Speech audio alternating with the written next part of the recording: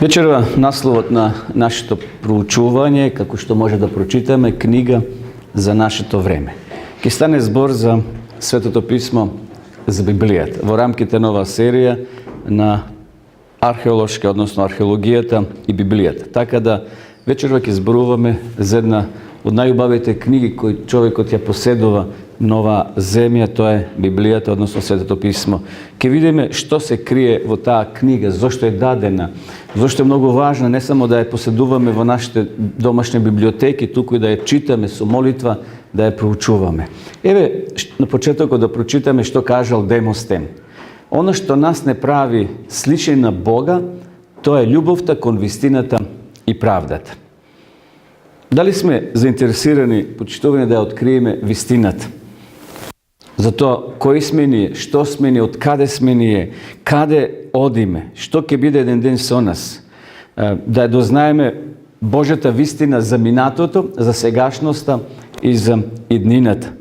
Да видиме што е тоа што Господ го приготвува за нас. Сето тоа е сокриено токму во Библијата, во Светото писмо, и овој Демостен кој живеел многу одамна од наше време, оно што нас не прави, рекол, слични на Бога, а тоа е љубовта кон вистината и правдата. Токму Библијата или Светото писмо е книга која ни ја открива вистината, она правата вистина. Нема две вистини, постои само една единствена вистина. И затоа ние вечера ќе си загатнеме едно прашање, на кого му припаѓа Библијата? Дали Библијата е на православните, на католиците, на протестантите, на евангелистите? Дали некој има право да стави вето и да каже ова книга е наша? Ние знаеме од средниот век, таму тој темен век, кога некој ставила рака на Библијата и била прогласена, само може да ја чита клерот, односно свештенството. Додека обичниот народ, лаиците, немат право да ја допират и да ја читат. И затоа била преведена, на жалост, на латински јазик, да луѓето немаат појма што се наоѓа во низините листови или страници. И многу луѓе во страв ја читале, ја проучувале, со спуштени ролетни, таму со криени под цвеќа или под лампа, ја читале Библијата, односно библиските пораки. И затоа ние вечера ќе видиме дека Библијата не е, никој нема право да стави вето, таа не е црковна или некоја верска заедница да каже таа е наша. Библијата е всушност Божја книга, Божје писмо, упатено до секој човек, до секоја жена на оваа планета.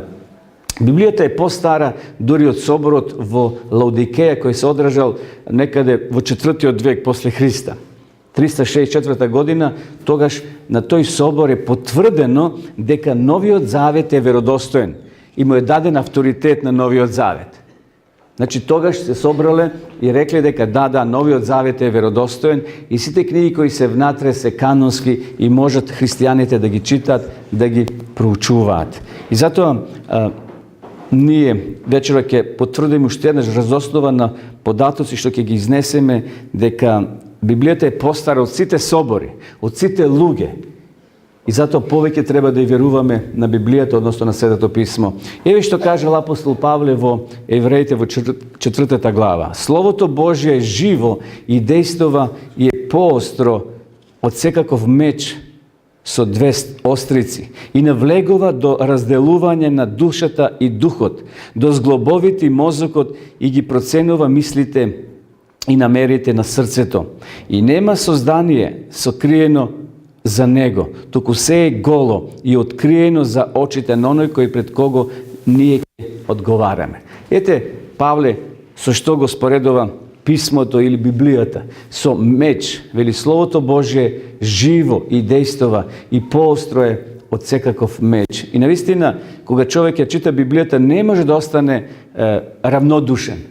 Библијата делува преку Светиот Дух на секој од нас. Тогаш ние се гледаме какви сме, што ни е потребно да направиме на промена, секако таа промена доаѓа од страна на Бога преку Светиот Дух. Значи, Библијата е почитување Божје Слово, Божја порака. Јован ќе запише во 17:17, тоа се Исусови зборови, посвети ги со својата вистина. Твоето Слово е вистина. Ако сакаме да ја пронајдеме вистината, тогаш треба да ја читаме Библијата, тогаш треба да се обратиме до овие свети Божји страници. Библијата е книга за нашето време. И преку Библијата Бог чука на сече човечко срце, на секој човечко срце. Главната цел на Библијата, почитување, е да ни го открие патот кон Бога, да ни открие вистината. Само преку Библијата ние може да го запознаеме Бога, да се посветиме целосно кон нашиот Спасител, Господ Исус Христос. Пророк Исаија понатаму во својата книга, во првата глава, во 80 стих ќе запише: и сега дојдете да бидеме прави. Бог не повикува да дојдеме и да бидеме прави, да бидеме они кои ќе го следиме Христа и неговиот збор. Веднаш ни се наметнува прашањето кое често пати се постава меѓу христијаните, почитувани: зошто денеска постојат повеќе религии? Тоа е првото прашање кое луѓето го поставуваат кога ја отвараме Библијата и кога велиме: еве Бог вели како да живееме. Зошто вели оние гори учат на друг начин, оние долу другаче тумачат, а оние па таму на трет начин? Зошто христијаните не се заедно? Зошто денеска постојат разлики во верувањето, во доктрините на разни верски заедници? Па ако се вратиме назад во првиот век, ќе видиме дека Исус Христос бил подценуван и отврлен од рабините. Во тоа време луѓе кои ја знаеле Тората, што се вели во малиот прст, напамет го знаеле скоро целиот Стар Завет. Денеска постојат разни верски заедници, теолошки мисли, теории, мислења. На жалост, денеска многу луѓе ги цитират верските водачи кои живеле во минатото. Например, евреите ги цитират нивните рабини, нивните учители. Наместо да го цитират Христа, тие ги цитират тие верски учители кои живеле во минатото. Например, православните ги цитират нивните свештеници или светци кои живеле пред 100, 200 или 500 години. Свети Златоуста кажал вака, оној кажал онака, и тие тоа го земат како догма, дури и над Библијата. Библијата помалку се чита отколку тие житија кои се оставени од некои си луѓе кои живеле во минатото. Може биле добри, но сепак тие не се замена за Библијата, за Светото писмо. Денеска постојат напори за екуменизмот да ги сплоти верските заедници, да бидат под еден чадор или под една, што ви се рекло, под една капа. На жалост, Библијата вели дека тоа не ќе успее во тоа целосно да се верските заедници спојат воедно. Бидејќи има разлики во нивните теологии и во нивните тумачење на Светото писмо. Но Исус се молел да неговите следбеници бидат едно. Но тоа едно не значи дека треба да имаме едно име, туку едно во мислите, во плановите, во целта која треба да имаме, а тоа е спасение преку Исуса Христа. Во времето на Исус Христос, Исус често пати цитирал делови од Стариот Завет, а евреите цитирале стихови или мисли од нивните рабини, од нивните претходници кои живеле. Тука била разликата. Тие не го признале Христа како Божи син. Тие го отврлиле Христа и затоа му кроиле план како да биде фатен и убиен. Меѓутоа, Исус често пати кога бил нападнат, дури од сатаната 4 пати или 3 пати кога бил искушуван, Исус вели: така стои напишано. Значи Исус им одговорал со текстови од Библијата. Тоа бил негова метода на одбрана. Тој не сакал со своји зборови, туку се бранел преку списите кои биле напишани во Стариот Завет. Токму во таа книга, почитувани, во Библијата, и ние можеме да најдеме одговор за нашата одбрана кога сатаната ќе почука на нашата врата и ќе сака да не прелаже. Треба да се одбраниме не со своја сила, туку со речта Господова, со Светото писмо, со Библијата. И затоа ние вечерва размислуваме за ова света книга, книга за нашето време. Денес кога отидете во Ерусалим, тој е зидот на плачот. Таму многу луѓе доаѓаат од цел свет, односно, претежно евреите имат пристап, секако може секој таму да дојде, но тие имат посебни часови на молитви.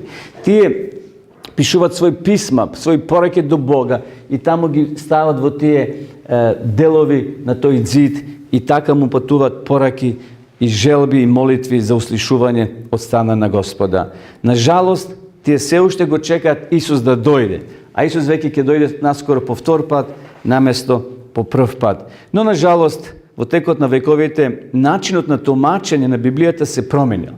Kako времето odminuvalo, еве што се случило во 4. век. Теодор, 350 до 429 година живел овој човек после Христа. Што направил овој? Под влијание на Теодор, отскоро преку ног се случиле промени кај ранохристијанската црква, која станала популарна. Црквата фактички склопила брак во тоа време со државата и набрзо потоа станала кралица која владеела со поголем број на луѓе симпатизери и верници. Црквата почнала да си зема право да ја тумачи Библијата. Таа што ќе каже, тоа е амин. Тоа е закон. И луѓето само можеле тоа да го прифатат или да го отфрлат. Не смели да дадат своје тумачи. Значи, ова е многу важно. 4. век. Тогаш црквата станува доминантна, зашто се поврзала со државата и добила авторитет. Едноставно почнала да ги тумачи деловите од Светото писмо. Начинот на тумачење на Библијата почнало да влие и на верништвото. Црквата, како ќе каже, тие тоа го прифаќале без самите преку Светиот Дух да размислуваат и да дојдат до вистина. Значи, едноставно, црквата почнала да има силно влијание. Така полека се создало разбирање и верување во своето потекло дека во историјата треба да ја веруваме повеќе, а не на Библијата. Значи, црквата сега почнува да се потпира на историјата. Што историјата ќе каже, ќе докаже, тоа е меродавно. Библијата е ставена на страна. Но, како времето одминувало, како археологијата се заселувала, пронајдени се многу работи в земја, ископани се и тогаш, како што учевме во минатите предавања, Библијата полека испливува на површина, дека сепак Библијата е во право, а не самата историја. И затоа, ние вечерва уште еднаш ќе потврдиме дека Библијата треба да биде тие духовни наочари за секој христијанин. Преку Библијата може да дознаеме и за историјата, и за медицината, и за здравјето, и за науката, и за многу други светски гранки кои денеска постојат. Секако може би не во таква ширина, но Библијата ни дава податоци за потекло на човекот, за создавањето на светот и за сите други работи кои се битни, кои се важни за нас како луѓе кои живееме на овие простори. Да кажеме неколку зборови за компромисот помеѓу христијаните. Значи, денеска многу верски заедници се под притисок да склопат компромис, односно да се спојат воедно. Ние знаеме дека на тоа се работи, но Исус кога се моли во Јован 17 глава на Бога да бидат едно, се мисли едно во мислите, во плановите, во целта, во спасението, а не да се претопат во една верска заедница која ќе биде како главна. Значи, Библијата зборува за разни компромиси, за разни христијански вероисповести кои ќе се спојат, меѓутоа сепак некои доктринални точки ќе бидат камен на сплеткување, како што е 4-та заповед, како што е задгробниот живот, едноставно како што е посредникот. Тие се три фундаментални точки што ние како христијанска заедница не може да се сложиме кога е во прашање тој екуменизам или сплотување. Значи, да ги повторам, посредникот за нас е Исус Христос, понатаму 4-та заповед знаеме дека тоа е саботата и задгробниот живот, дека после смртта нема ништо. Човек оди в земја, чека промена, чека воскресение и ќе има живот, неле, после Христовото второ доаѓање. И затоа тие три точки ќе бидат камен на сплеткување што ни не ќе може да ги прифатиме, односно да се откажеме од тие библиски доктрини за да бидеме едно, односно да се направи еден компромис. Многу од тие верски заедници се подпират нова изјава: една Библија, една црква. Да, постои една Библија, но на жалост црквите ги направиле луѓето, а не Бог. Бог се моли, Христос се молил да луѓето бидат едно во Христа. Значи, како што реков, да бидат едно во мислите, во плановите и во целта, а тоа е спасението. Денеска, на жалост, многу луѓе се во потрага по вистината. Каде се крие таа вистина? Многу луѓе сака да ја дознат вистината, а вистината е, како што рековме, уште еднаш ќе повториме во Библијата, во Светото писмо. Еве што кажува апостол, односно Малахија, пророк Малахија: законот на вистината беше на устата негова. Пазите, ова е пророштво за Исус Христос. Значи, Малахија е веќе при крајот на Стариот Завет. ќе настапи нов завет, бидејќи ќе почне Евангелието според Матеја, Исус само што не се родил. Тој дава една изјава многу радикална и многу важна, која се однесува на Исуса Христа. Законот на вистината беше во неговата уста. Се мисли на Исус Христос. И неправда не се најде на јазикот негов. Во мир и правда тој одеше со мене и многумина одврати од грев. Библијата, почитувани, постои. Таа е тука. Никој не може да ја порекне. Постојањето на Библијата е една од најголемите историски факти. Жителите на оваа планета, на оваа земја на која денес ние живееме, може да ја читат, да имат во своји раце, да ја проучуваат, бидејќи денеска е достапна за секој од нас. Библијата е постара дури од Никејскиот собор, како што спомнавме, одржан во 325 година после Христа. Има некои теолози, како што пред малку спомнав, дека на тој Никејски собор Библијата, односно Новиот Завет, добива авторитет, дека е веродостојна книга, дека е канонска. Бидејќи ние зборувавме пред неколку петоци кога рековме дека постојат и други евангелија, како што е Томина посланица, Јудина или некои други, кои не се препознаени и не се влезени во овој канон. Но на тој собор, на Никејскиот собор, 325 година, тогаш, значи, донесена е одлука дека тие книги се канонски и Новиот Завет е признаен и е даден на христијаните, на луѓето да може да го читаат и да го проучуваат. Но, како што спомнав, не само Новиот Завет, туку целата Библија е постара дури од тој Никејски собор. Бидејќи знаеме дека Библијата е пишувана во еден долг временски период од 1600 години, 1500 години пред Христа и 100 години после Христа. И опфаќа од почетокот, од создавањето на светот, па скроз до завршетокот нова планета, нова земја. Со прифаќањето на Библијата, почитува, ние прифаќаме да имаме комуникација, да имаме врска со Бога. Бог е тој кој сака да ни прозбори. Кога ги отвараме овие страници на Светото писмо, Бог ни зборува, бидејќи ова писмо упатено на човекот, на тебе и на мене. Еве што напишал апостол Јован. Имаме ли ние право денеска да направиме нова Библија? Да си додадеме некој текст позади или нешто да избришеме, како што некои на жалост тоа го прават. Јован енергично ги пишува следниве зборови. Ајде да ги прочитаме заедно. Јас му сведочам на секого кој ги слуша пророчките зборови на оваа книга. Ако некој нешто додаде кон нив, нему Бог ќе му наметне казни опишани во оваа книга. Ако некој одземе од пророчките зборови на оваа книга, Бог ќе му го одземе делот од книгата на животот и од светиот град и од она што е напишано во оваа книга. Има ли денеска некој право да каже ова важи, ова не важи? Кога е во прашање четвртата заповед, 7-миот ден, саботата, кој му дал право на некој си тамо, на некој Никејски собор или на некој друг собор, да кажат во чест на Христовото воскресение, ние сега го прифативме првиот ден во седмицата, неделата ќе ја празнуваме како Божји ден. Кој му дал право? Кога овде изричито се вели, никој нема право да додаде или да одземе.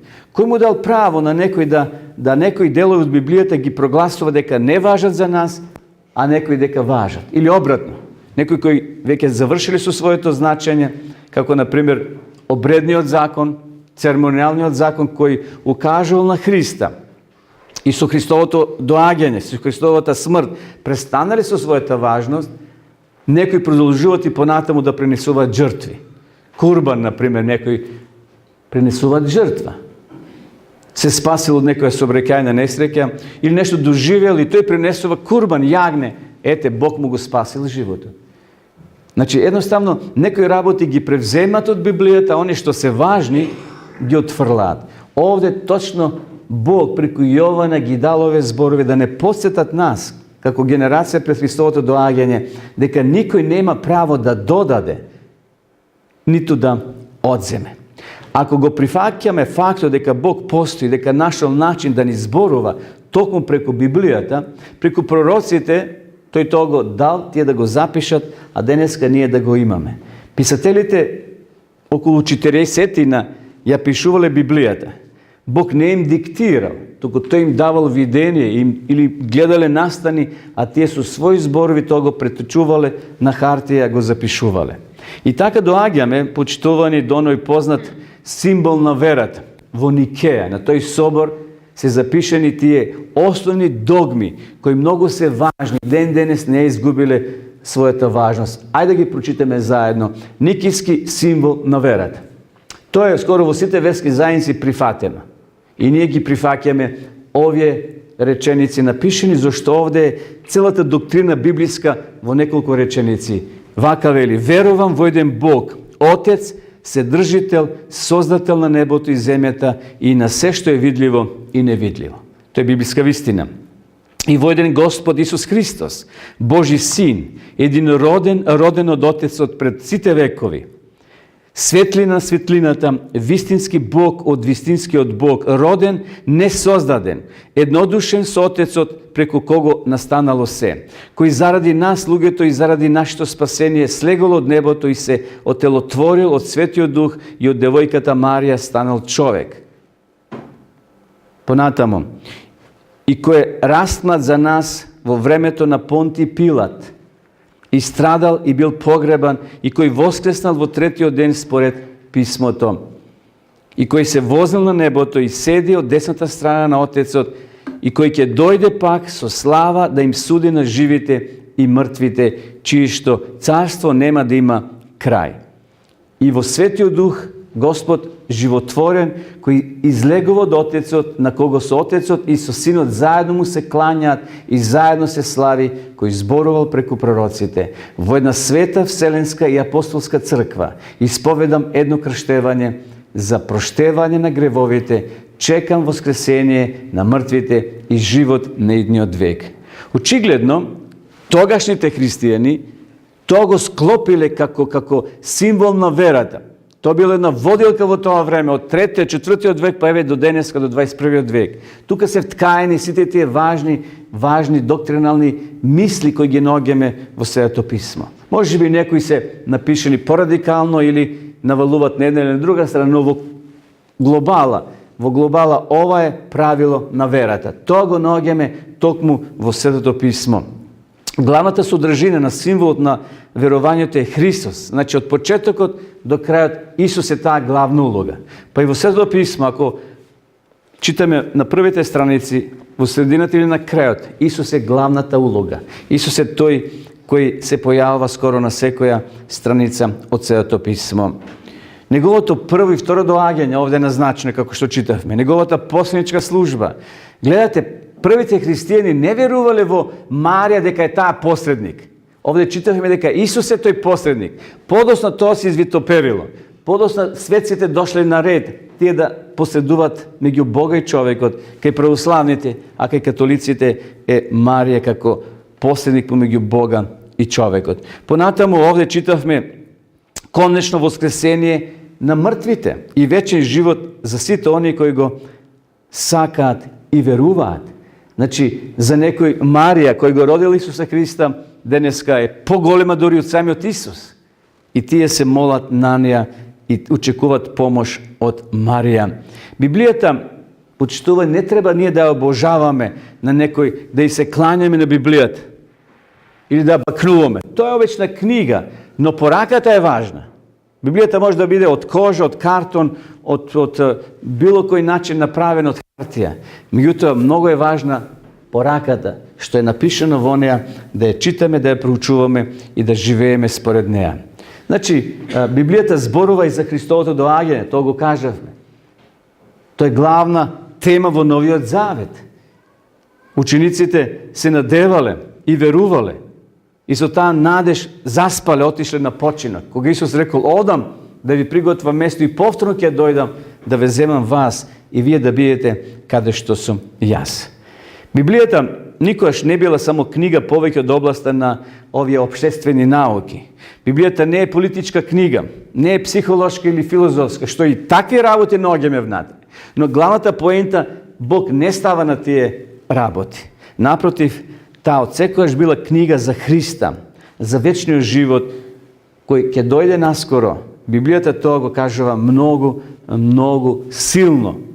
Много яко зборува Библијата за Христовото второ доаѓање. Еве што запишал Јован во неговата 5 глава од Евангелието на Јована 5:30-39. Ги истражувате писмата, зашто вие мислите дека во нив имате живот вечен, а токму тие сведочат за мене.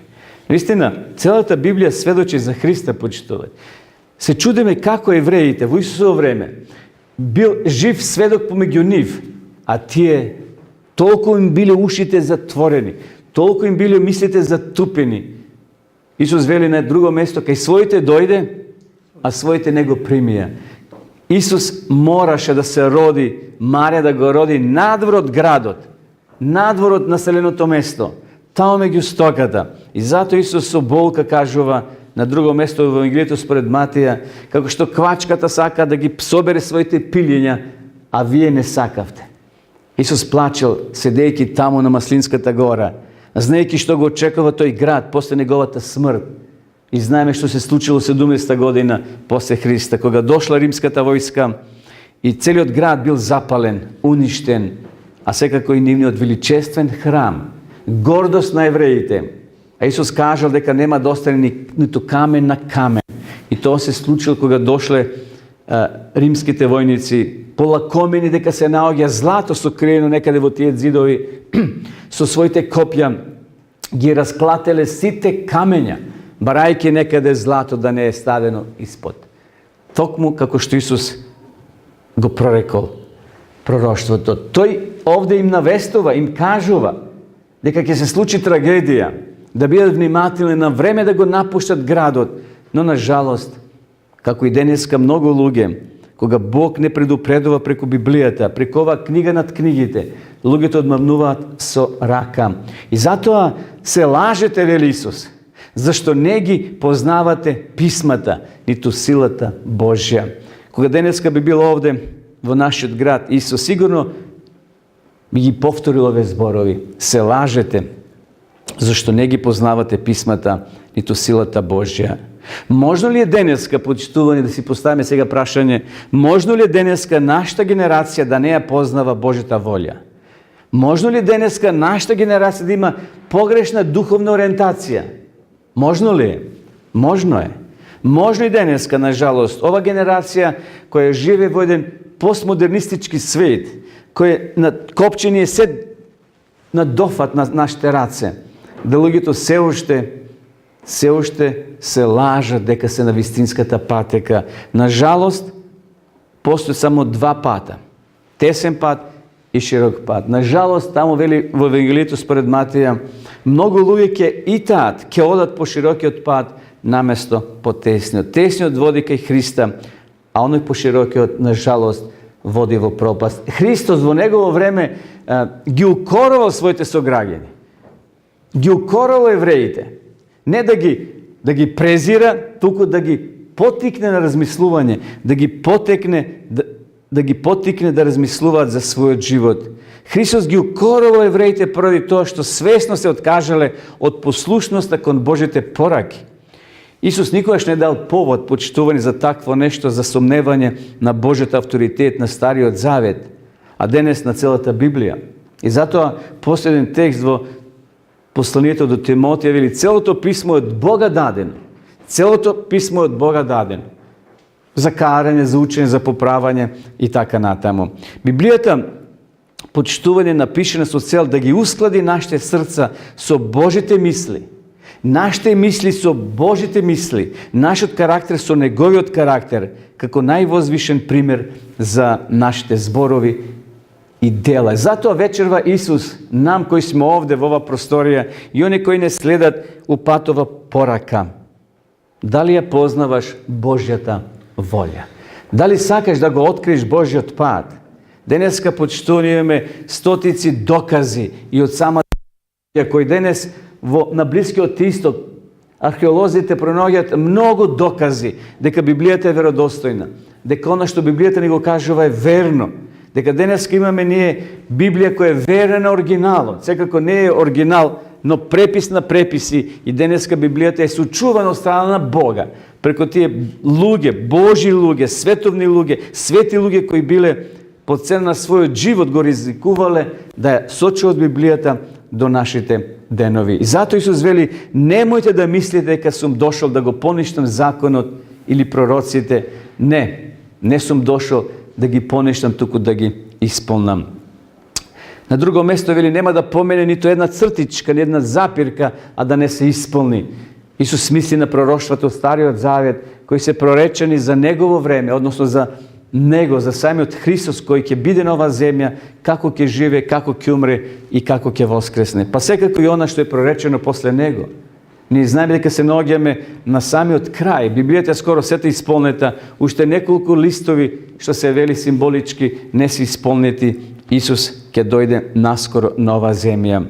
Исус со својот живот на оваа земја го потврдил оно што е запишано, почитувани во Светото писмо. На сите страници кога ги отвараме во Библијата, ќе го најдеме Исус. Ќе го најдеме Спасителот, ќе ги најдеме тие 10, тој декалог, тие 10 свети зборови кои самиот Господ ги напишал на планината Синај, со цел да тие Божји заповеди останат до нас, до ден денес, да ни бидат водич во нашиот секојдневен живот. Значи, целото Свето писмо сведочи за Христа. Тоа ни покажува дека Библијата е Христова книга, правило на нашата вера. Книга која ни помага да го обновиме нашиот карактер, да бидеме навистина слични на Господа. Дали сме вечера подготвени да ја грабнеме таа Библија, да ја присвоиме да биде моја, да биде твоја. Библијата денеска да биде во нашето срце, не само како книга. Зато на друго место вели во Откровение 1 глава, блазен оние кои читат, кои слушат и кои држат. Не е битно само да имаме ние дома како сувенир, како книга.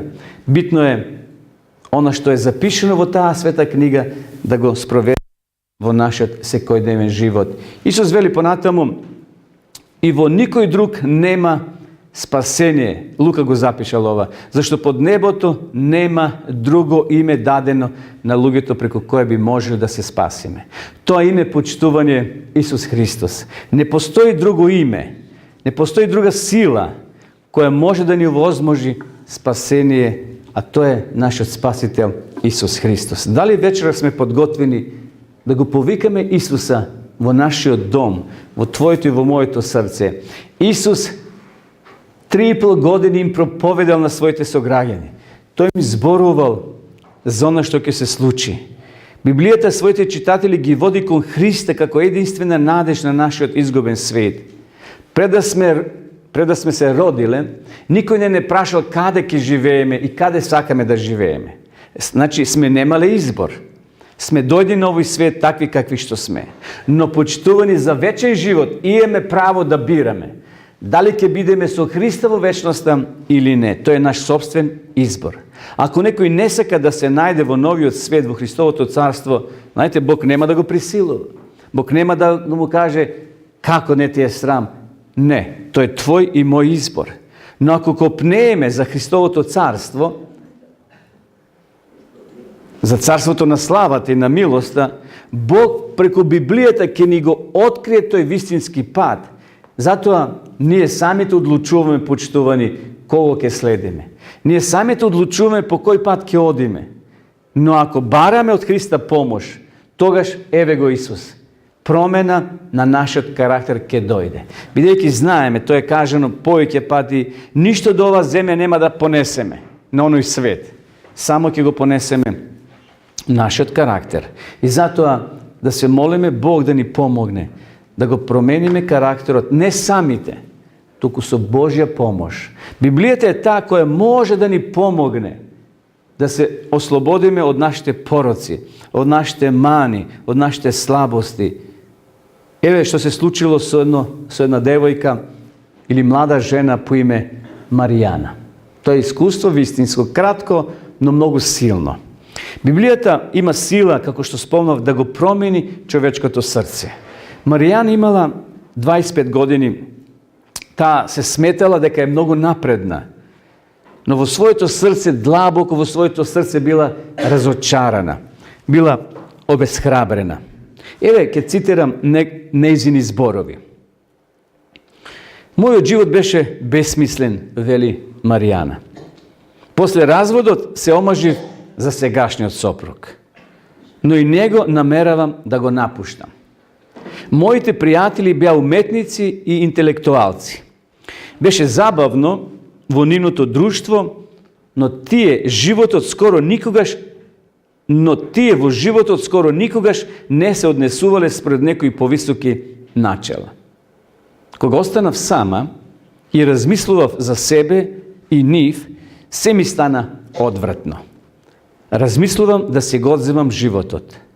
Затоа го осигурав својот живот на голема сума, да би моето дете имало нешто после мене. Нешто подосна, вели Маријана, успеала да пронајде Библија и почнала систематски да ја чита, да ја проучава. Маријана во Библијата го запознала Христа. Таа своја идеја ја поделила со своји пријатели. Така ја читале во друштво Библијата, односно Свето писмо. Таа во Свето писмо го открила вистинскиот смисол на животот. Нешто во нејзе се променило и таа отпочнала еден нов живот. Денес Маријана е срекна мајка. Таа била на амбисот, на ивицата од својот живот, само што не пропаднала во амбис. Но благодарение на оваа книга за нашето време, книга за наше време, благодарение на Библијата, таа нашла утеха, а пред се нашла спасение. Таа се извлекла од глибот на гревот. Имала пороци, имала слабости, имала лошо друштво. Но гледаме дека Библијата почитување е книга која може да ги менува нашите животи. И затоа, зошто вечерва да не се препуштиме целосно на Библијата, на низините пораки? Бог вечерва ни порачува дека Библијата не е само една плюс света книга која ќе читаме и цитираме. Не. Библијата представува двонасочна улица. Библијата представува двонасочна врска помеѓу човекот и Бога, која е користена во минатите генерации и таа е предадена како златна паричка, се пренесува од генерација на генерација до нашите денешни дни. Секоја нова генерација со помош на Библијата може да застане на истото место на кое стоеле низините писатели. Замислете, кога ја читаме Библијата, кога ја држиме, може да помислите да застанеме на местото на Мојсија, таму на планината Синеј, тој стоел. Замислите го Аврам каде стоел, пред Ур Халдејски. Замислите го Мојсија кој леже, односно стоел таму на планината Небо, пред да влезат израилците доле во ветената земја, а тој таму ќе умре. Читајќи ги тие настани, ние може да се замислиме каде стоел Мојсе, каде стоел Исус Навин, каде бил мреката кога посекал да умре.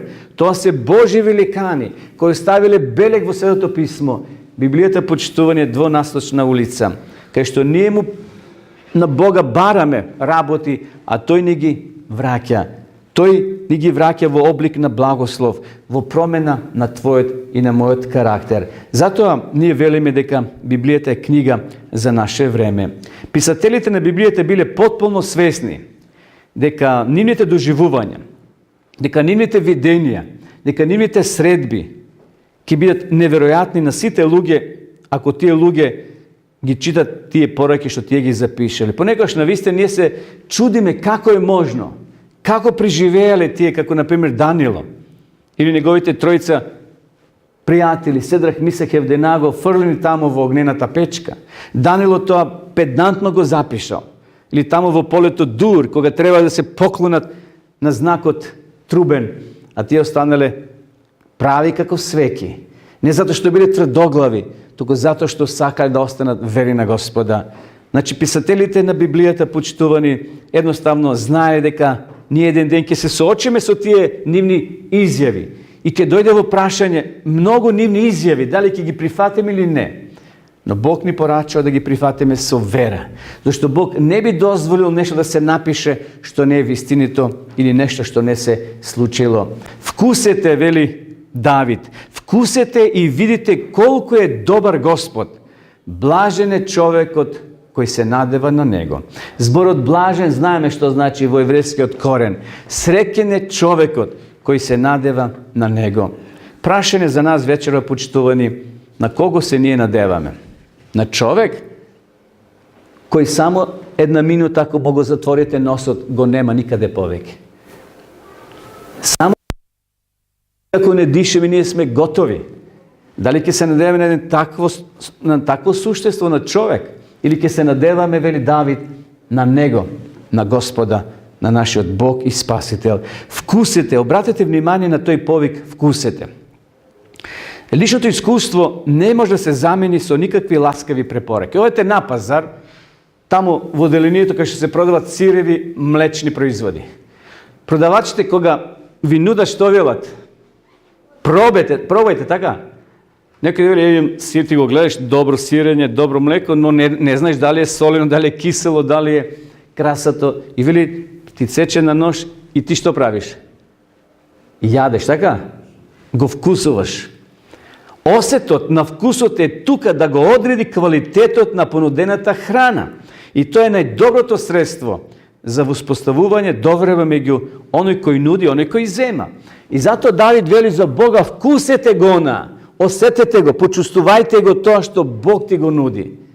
Наистина, токму на овој начин, преко лично искуство, може да се воспостави траен однос на доверба кон библиските извештаи. Ја знам дека секој од нас има некој посебно искуство со Бога. Посебен осет, посебно чувство, посебно доживување. Тоа не се купува со пари. Ние може да прочитаме многу искуства во некои книги, но тоа искуство на некој си таму човек. А кога јас и ти ќе доживееме со Бога лично искуство, тоа е искуство кој нас не храбри, кој нас не држи и во тешките моменти. Еве го ученикот Јован. Лично искуство е најдобро. И тој вечера ова ќе ни го каже. Одиме во 1 Јованова посланица, 1 глава. Она што беше, вели Јован од почетокот. Она што чувме, она што со очите своји го видовме, што го разгледавме, што рацете наши го опипаа за словото на животот, и животот се јави, и видовме и сведочиме, и ви го навестуваме вечниот живот кој беше во Отецот и нам ни се јави. Она што го видовме и го чувме, тоа ви го навестуваме, та и вие да имате заедништво со нас, а нашето заедништво е со Отецот и Неговиот Син, Исус Христос. Со други зборови, Јован вели, јас тоа го почувствував, пријатели, и тоа го преточив, тоа го напишав на хартија, да вие го читате. Но лично искуство е, рековме, најдобро нешто. Јован вели, и на мене ми требаше помош. Јас ја добив од Христа. Во заедница со Бога и Неговиот Син Исус Христос, глата и жета на мојата душа беше задоволена. Верувам, вели Јован, затоа што лично искуство доживеав. Тој е мој личен спасител. И неговиот глас е гласот на Бога кој зборува во моето срце. Јас, мои пријатели, Јован ни вели вечерва, имав привилегија да го допрам Христовото ребро, тамо кај што копјето го пробал Исусовото тело. Јован вели, јас го искусив, јас го вкусив, ја го почувствував Исуса, ја го допрев. Наистина, денеска млади и стари го читат писмото и доживуваат лични искуства. Може би некој ќе се насмее како овие девојки кои му се подсмеваат на ова момче, кој во својата пауза отвара Библија, чита, проучува, ги чита овие посланија, ги чита овие пораки што ние вечерва ги читавме. И Тома, еве што кажал, кога Бог, Исус Христос, му е дал таа привилегија да го допре, Тома воодушевено, не знам колку гласно тоа го кажал, Господ Бог, Господ мој и Бог мој. Јован овде Исуса го става на равниште со Отецот, Господ Бог, Господ мој. Господ мој и Бог мој. И Јован не можел тоа да го сокрие, почитувани, кога ја имал таа привилегија да го допре Христовото тело. Тој тоа го вкусил, тој тоа го видел и не можел, нема закон кој ќе го спречи da го спречи во објавување на оно што тој го доживел. Тома бил пресреќен што дозволи лично Бог да му прозборе и да го повика да во неговата духовна вера го допре буквално со неговата рака. На тој начин Тома стекнал неограничена, трајна, непоколеблива вера во Христа како свој Господар и Спасител. Исус денеска не е овде, но Исус преку очите на нашата вера сака да го допреме и ние вечер во Христа. Тој е тука поред нас. Тој е далеко, знаете колку е далеко, колку што трае една молитва. Толку е далеко, толку е близко до нас, колку што трае твојата и мојата молитва. Затоа Господ нека ни помогне, почитувани, да оваа книга за наше време биде книга за твоето семејство, за моето, за нас лично, да може ова книга, света книга, да продре во нашите срце. И сосема на крај за вечерва, еве го последниот текст. Исус вели, со расширени раце, дојдете при мене. Кои? Сите кои се трудите. Повторно овде Исус става акцент на нашата слободна волја. Дојдете сите, вели, при мене кои се трудите, кои сакате, кои ќе посакате да го вкусите тоа, лично да го доживеете. И вие кои сте обременети, а кој денеска не е обременет, кој денеска нема проблеми, кој денеска нема терети, кој денеска нема дилеми во некои работи, кој денеска нема?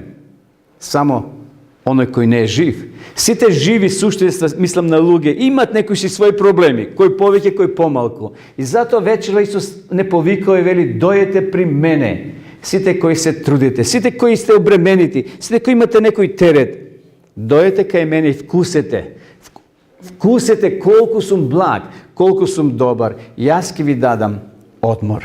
Нека Господ ни помогне, почитувани, да навистина Библијата стане средство, да Библијата стане место за лична средба со Христа. Таа тогаш ќе стане книга достојна за доверба за цел живот. Тоа ќе биде основа за еден нов почеток и развивање на една непоколеблива доверба во Бога преку Христа. Лична средба со Христа. Вечерва Исус закажува состанок со тебе и со мене. Тој вечер ќе почука, ќе затропа на твојата врата, на твоето срце. Тој сака да имаме лична средба. Кога отварам Библијата, ние всушност се среќаваме со писателот, со авторот на оваа книга, а тој Исус Христос. Бидејќи Исус е авторот преку овие писатели од луѓе кои ја пишувале. Дали ќе му дозволиш? Моја желба и молитва е да Господ ни помогне, а ние да отвориме вратата на своето срце и вечерва да доживееме лична средба со нашиот Спасител, со Исуса Христа. Амин. Амин.